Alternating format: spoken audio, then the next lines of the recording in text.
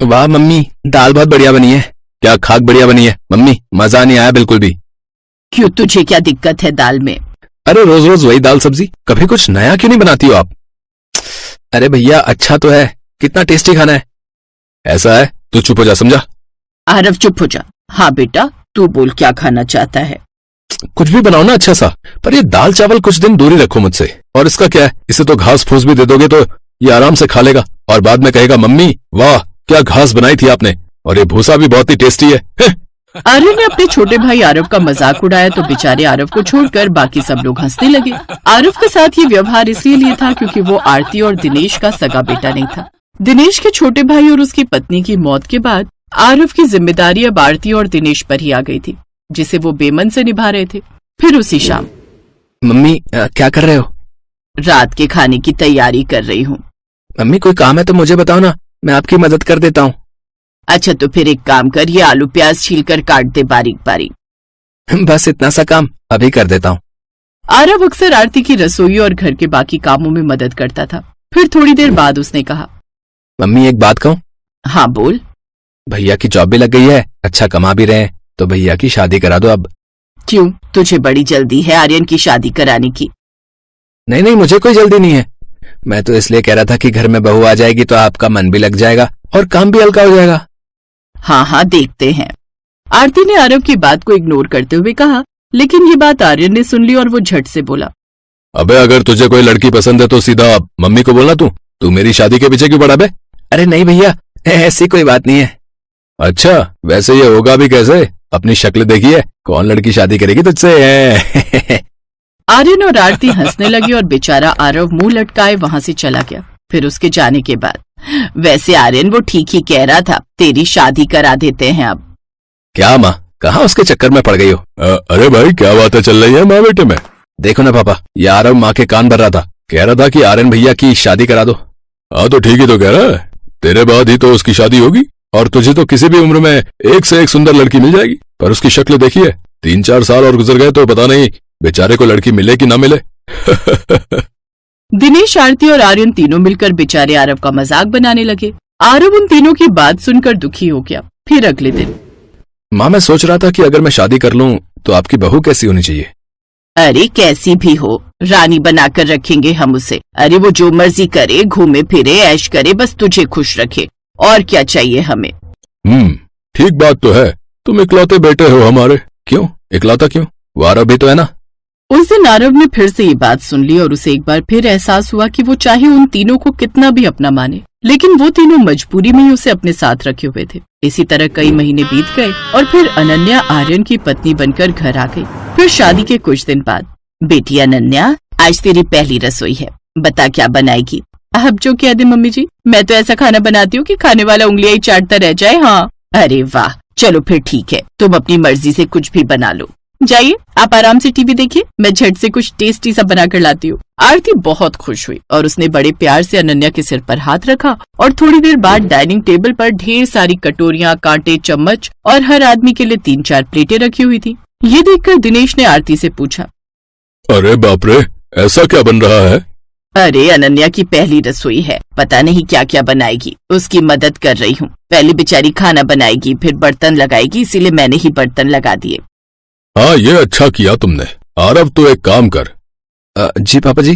तू ना सबके लिए सूप की कटोरियां भी रख दे और गहरे वाली चम्मच भी। बड़े घर से आई है, वहाँ खाने से पहले सूप पीने का रिवाज जरूर होगा। हाँ पापा सही कहा, मैं अभी रखता हूँ। थोड़ी देर बाद सभी लोग डाइनिंग टेबल पर आकर बैठ गए। अब वो बेसब्री से खाने का इंतजार कर रहे थे। तभी रसोई से अनन्या बाहर निकल कर आई। उसके हाथ में एक बड़ा सा बर्तन था। लीजिए, मेरी स्पेशल डिश आ गई है। पर मम्मी जी, ये इतने सारे बर्तन किस लिए? वो अभी तुम और खाना लाओगी ना, तो इसीलिए मैंने ये सब लगा दिया। और खाना? अरे नहीं नहीं मम्मी जी, यही है जो है। आरव, इन सब बर्तनों को साइड कर दो जरा। जी भाभी, अभी करता हूँ। अब हर किसी की नजर उस बर्तन पर थी जो अनन्या अपने साथ लेकर आई थी। उसने बर्तन खोला तो उसमें ढेर सारी मैगी थी। है मैगी? तुमने बस ये बनाया बहू? अरे मम्मी जी, यही तो है मेरी special dish, Maggi with special veggies. Maggi? अरे वो तो ठीक है, पर खाना? अरे इतनी सारी मैगी है तो सही, देखना कितनी टेस्टी लगेगी खाने में। आप सब उंगलियां चाटते रह जाओगे। वो तो ठीक है बेटा, पर ये तो कांटे से खानी होंगी ना, फिर सूखी उंगलियां कैसे चाटेंगे? कोई बात नहीं पापा जी, आप चम्मच चाट लेना। अनन्या जोर जोर से हंसने लगी। उधर घर के लोग एक दूसरे का मुंह देखने लगे। आर्यन समझ गया था कि उसके साथ सबसे बड़ा मजाक हो गया है। सुंदर पत्नी के नाम पर उसने एक ऐसा महंगा प्रोडक्ट ऑर्डर कर दिया था जिसकी रिप्लेसमेंट भी नहीं थी। और फिर रात में ये बड़ा अजीब सा मामला हो गया जी। हाँ वो तो है। खैर अब तो शादी हो गई, सिखाओ उसे खाना बनाना। अरे क्या क्या सपने संजोए थे कि बहू आएगी तो बढ़िया बढ़िया भरवा बैंगन खिलाएगी, शाही पनीर खिलाएगी, पर ना जी, यहाँ तो पहली रसोई में मैडम ने मैगी खिला दी। ना ना ऐसा मत कहो आरती, मैगी नहीं थी वो थी special Maggi with special veggies. Aarti जिस लड़की को अपनी बहू बनाकर लाई थी उसे अच्छा खाना बनाना तो दूर, रोज का सादा खाना बनाना ही नहीं आता था। अगले ही दिन से आरती अनन्या को धीरे धीरे खाना बनाना सिखाने लगी, लेकिन अनन्या का खाना बनाने में कहाँ मन लगता था। ऐसे ही कई साल बीत गए और फिर एक दिन, वो सब तो ठीक है पर उसे खाना बनाना तो आता है ना? हाँ माँ, वो बहुत अच्छा खाना बनाती है और आपको जैसी बहू चाहिए वो बिल्कुल वैसी ही है। लो भाई, क्या जमाना आ गया है। बड़े वाले ने भी अपनी मर्जी से शादी करी और ये आरब भी अपनी पत्नी खुद ही चुनकर ला रहा है। हमारी तो कोई जरूरत ही नहीं रही अब। अरे ठीक है ना बाबा जी, क्या फर्क पड़ता है, आपको कौन सा दहेज देना है? देना नहीं है पर लेना तो है। लेकिन ये भाई साहब ऐसी लड़की पसंद करके आए हैं जो पहले से ही गरीब है। अरे अनन्या को देखो, क्या नहीं लाई थी वो अपने साथ, कार, एसी है, अरे सब कुछ दिया था उसके पापा ने। खैर भैया, जिसकी जैसी किस्मत। और फिर आरव की शादी हो गई और घर में आराध्या छोटी बहू बनकर आ गई। पहली रसोई के दिन, ये लीजिए मम्मी जी, ये भरवा बैंगन, ये शाही पनीर और ये गाजर का हलवा, और साथ में नान भी बनाइए मम्मी जी। वाह वाह, क्या बात है, खाने की खुशबू तो कमाल लग रही है। हाँ ठीक है, चलो खाना शुरू करें।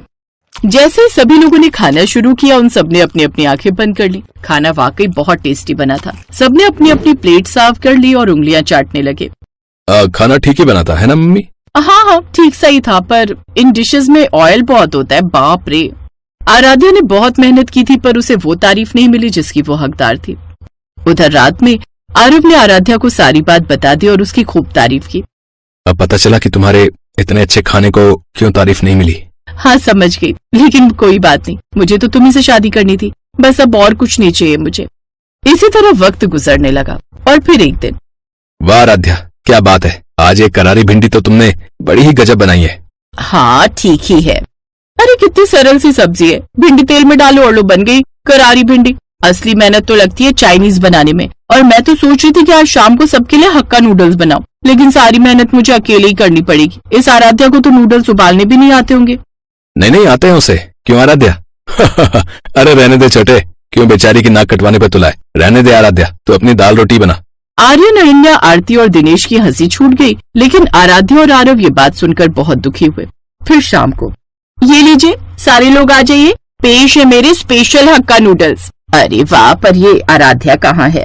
पता नहीं मम्मी जी, रसोई में मेरे बाद कुछ बना तो रही थी, मैंने ध्यान नहीं दिया। आप शुरू करो ना। जैसे ही सबने अपनी अपनी चम्मच निकाली तभी आराध्या ने आवाज दी, रुकिए मम्मी जी, मैंने भी हक्का नूडल्स बनाए, मेरे नूडल्स भी ट्राई कीजिए ना। हर कोई आराध्या की बात सुनकर हैरान था और जैसे ही सभी ने अनन्या के नूडल्स के बाद आराध्या के नूडल्स खाए। अरे वाह, क्या बात है। हाँ बिल्कुल होटल जैसे, मजा आ गया। यार ये तो कमाल ही हो गया, मुझे नहीं पता था आराध्या कि तुम तो रियल में शेफ हो।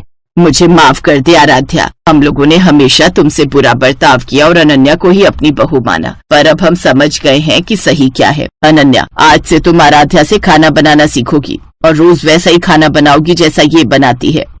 मैंने कहा था ना मम्मी जी कि आराध्या सिर्फ इंडियन ही नहीं चाइनीज भी अच्छा बनाती थी। उसे तो चाइनीज खाना और बनाना बहुत पसंद था, लेकिन वो तो आपकी वजह से ही देसी खाना बनाती थी। हाँ, और ये खासकर हक्का नूडल्स कमाल के बने हैं सच में। हाँ। ये सुनकर अनन्या का मुंह कद्दू जैसा फूल गया था, जबकि आराध्या और आरव बहुत खुश थे क्योंकि हक्का नूडल्स